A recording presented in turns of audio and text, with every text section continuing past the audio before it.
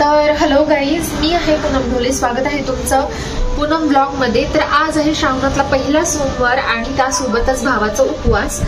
तर ऑब्व्हियसली उपवास तरी आहेच म्हणा, पण आता सध्या मी फ्रेश होऊन आली आहे आणि चालली आहे क्रिशांकला घ्यायला. क्रिशांकला घेऊन आल्यानंतर मी थोडीशी घरची आवरावरी झाली म्हणा. खरं घरची पूजा राहिली आहे. घरची पूजा करून मग आम्ही जाऊ इथं शेजारच्या महादेव मंदिरात. इथं मी देवपूजा आधी करून घेत आहे.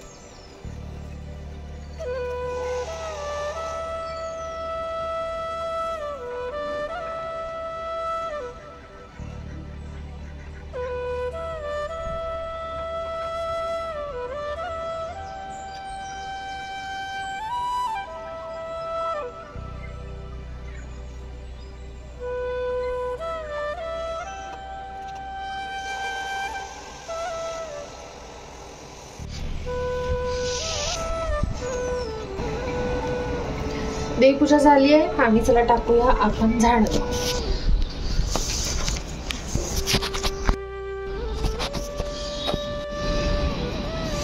तर पहिला मान तुळशीचा.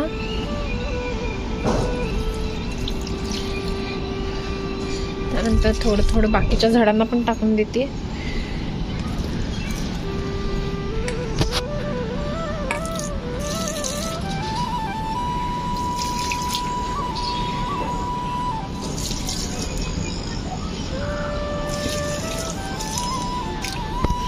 इथं जे छोटस मी टाकलेलं आहे तर झाडांना आता उंबरा पुसून घ्यायचंय मला.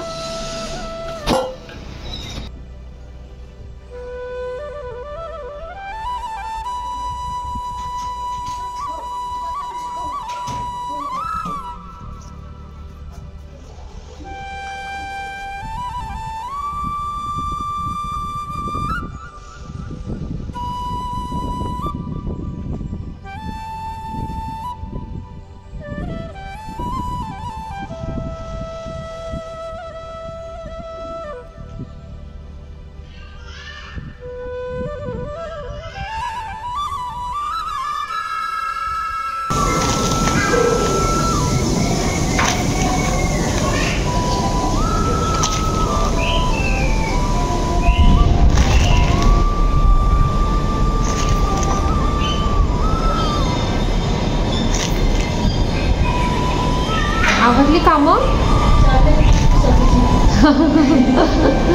आज उपवास असेल ना.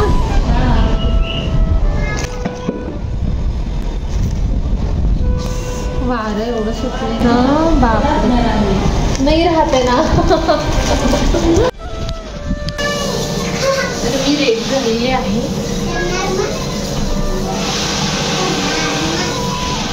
आता मंदिरला जाऊया.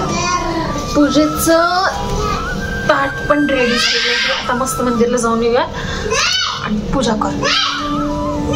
काय करायला? हा पूर पूर भूत आलं. कोण आहे भूत? क्रिशांक म्हणणार का तू? काय म्हणायचं? क्रिशांक म्हणायचं असते का?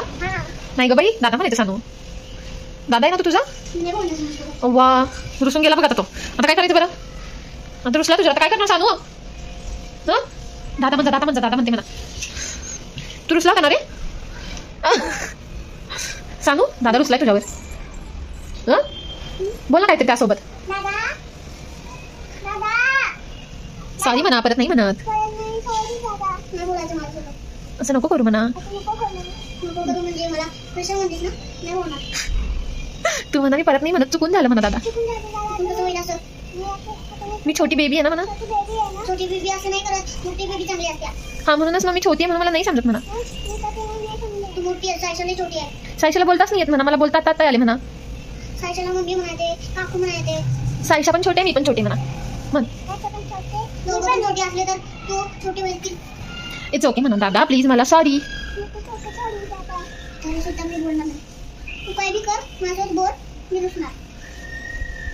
आता काय करायचं? काय करायचं आता?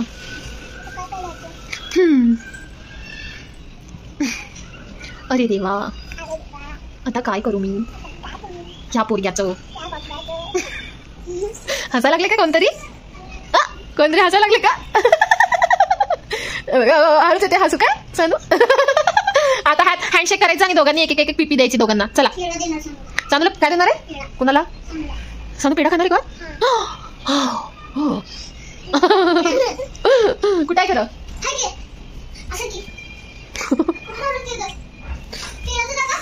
हे धर मी देते तिकडे. हाफ तू खायचा, हाफ तिनं खायचा. ओके ठीक आहे. काय बोलायचं सानू? काय बोलायचं? थँक्यू म्हणायचं. कसं आहे पेढा, कसं आहे? यांच्याकडे कोणीतरी शिकावं बघा. 3 मिनिटात भांडण सॉल्व. भारी आहे ना? आपले 3 दिवस गेले तरी एक भांडण सुटत नाही.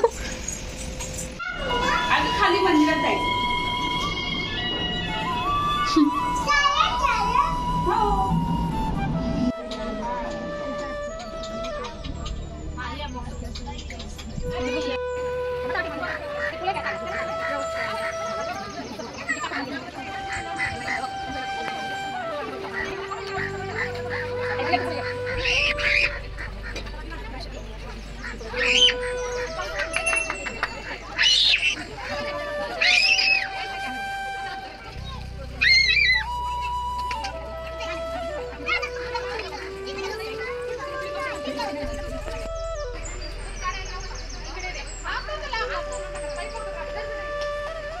पिलू जा.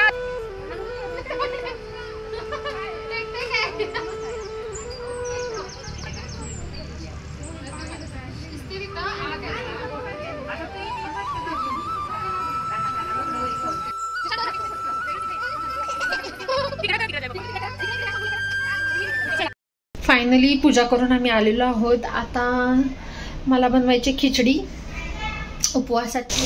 तर आता मी पूजा वगैरे सगळी करून झालेली आहे. मी बनवते स्वतःसाठी खिचडी. तर खिचडी कशी बनवतात सिंपल दाखवते बघा. पहिल्यांदा मी काय केलेले, बस झालं का? ठीक, व्हेरी गुड. तर पहिल्यांदा मी थोडंसं तेल टाकलं. काय पाहिजे? एकच मिनिट.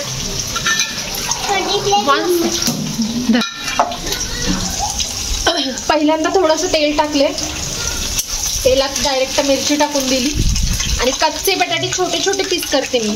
कारण की काय ना, मोठे मोठे पीस केले आणि ते जर आपण साबुदाण्यासोबत खायला लागलो, म्हणजे माझं पर्सनल मत आहे, प्रत्येकाची स्टाईल वेगळी असू शकते. तर मी असे छोटे छोटे तुकडे करते बटाट्याचे. हे बघ दिसते का? एकदम असे छोटे छोटे पीस करते आणि कच्चे बटाटे तेलामध्ये टाकून देते.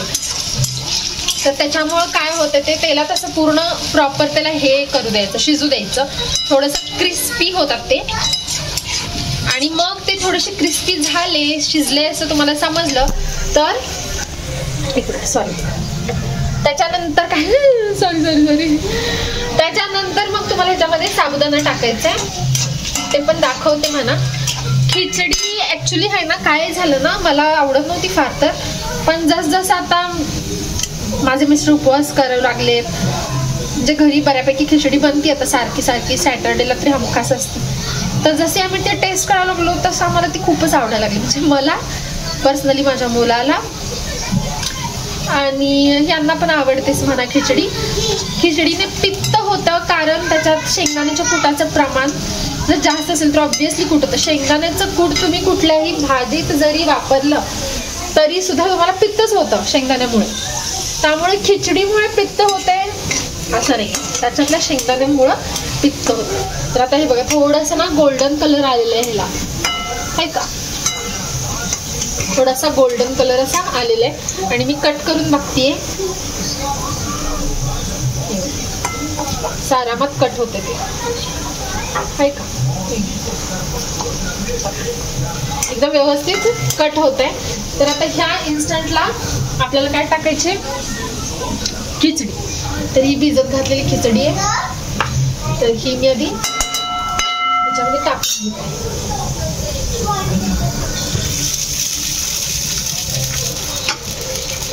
आणि ही व्यवस्थित हलवून घ्यायची. ही आता साधारण चिकटेल.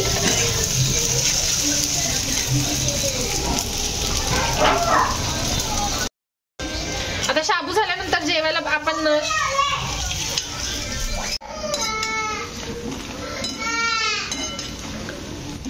ही अशी मस्त पिलू मी करायला लागले रे. तर ही शाबू थोडीशी हलवून घ्यायची. बघा ही अशी थोडी ट्रान्सपरंट होऊ द्यायची त्याला, नाहीतर मग कच्चीच राहते. आणि सारखं हलवायचं जेणेकरून खाली चिकटणार नाही.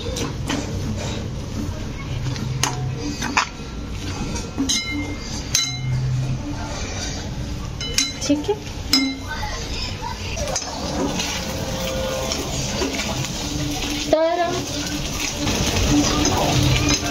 तर ही जी शाबू आहे ती मी अजून हलवतीच आहे. ज्या वेळेला तुम्हाला असं वाटेल की हा ती चिकट झाली आहे आणि ट्रान्सपरंट पण दिसायला, त्याचा व्हाईटपणा कमी झालाय आणि अशी चिकट होऊन ट्रान्सपरंट दिसायला लागली ना शाबू म्हटल्यानंतर मग त्याच्यात काय टाकायचं, पहिल्यांदा टाकायचं मीठ.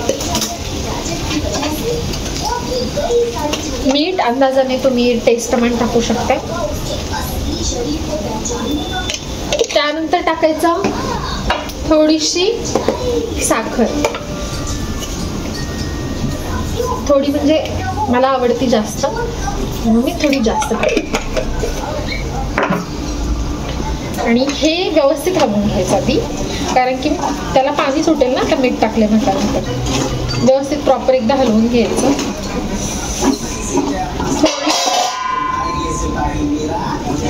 थोडी चिकटतेच पण ठीक आहे, तुम्ही जर कंटिन्यू स्टर करत राहिले तर ती नाही चिकटणार.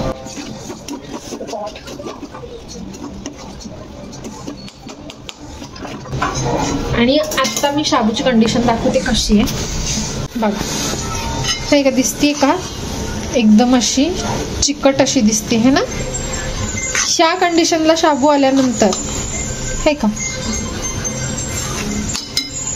ज्या वेळेला ह्या कंडिशनला शाबू येईल त्याच्यामध्ये आपल्याला टाकायचंय शेंगदाण्याचं कूट.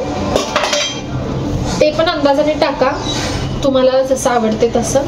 मला थोडंसं जास्त आवडतं त्यामुळे मी जास्त टाकते. पूर्ण शाबू कोट व्हायला लागते अशी, म्हणजे मला आवडतं असं पूर्ण कोट झालेली शाबू. आता मी मिक्स करून घेते.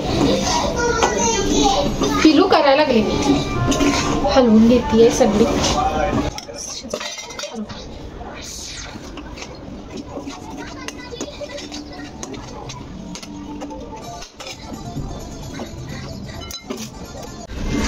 ही बघ कशी सुंदर अशी शाबू रेडी झाली आहे आणि प्रॉपर अशी त्याला कोटिंग मिळाले त्या शेंगदाण्याचा कुटाचं.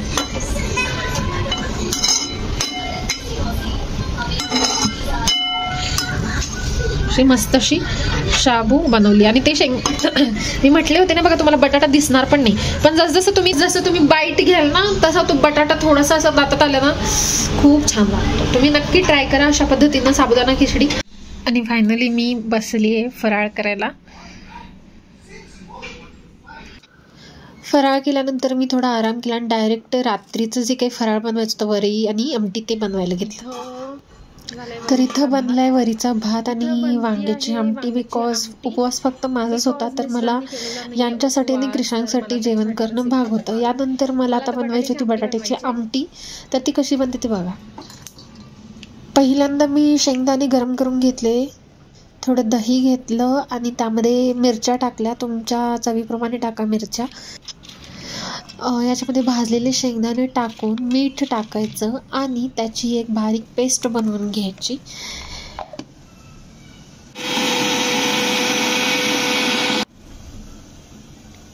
पेस्ट बनवल्यानंतर आपण बटाटे जे आहेत ते मीडियम कट करायचे. तुम्हाला जसे फोडी आवडतात तशा कट करून घ्यायच्या आणि बटाटे जे आहेत डायरेक्ट तेलामध्ये टाकायचे. ते थोडेसे तेलामध्ये फ्राय करायचे एकदम असे मुशी होईपर्यंत आणि ती पेस्ट टाकायची. पेस्ट टाकून झाल्यानंतर पाणी टाकायचं त्याच्यामध्ये आणि व्यवस्थित त्याला एक उकळी येऊ द्यायची. मिठाचं प्रमाण आहे तुमच्या टेस्टप्रमाणे टाका, कारण की पेस्ट आपण करताना मीठ ऑलरेडी टाकलेलं होतं, तर मिठाचं प्रमाण ते एकदा व्यवस्थित चेक करून टाका. आणि एक आमटीला उकळी आली की तुम्ही आमटी बंद करून द्यायची. एवढीच रेसिपी आहे, याच्यामध्ये काही वेगळं नाही आहे. आणि हा ब्लॉग इथं एंड करत आहे. Thank you so much for watching. असेच ट्यून राहा माझ्या ब्लॉगसोबत. थँक्यू.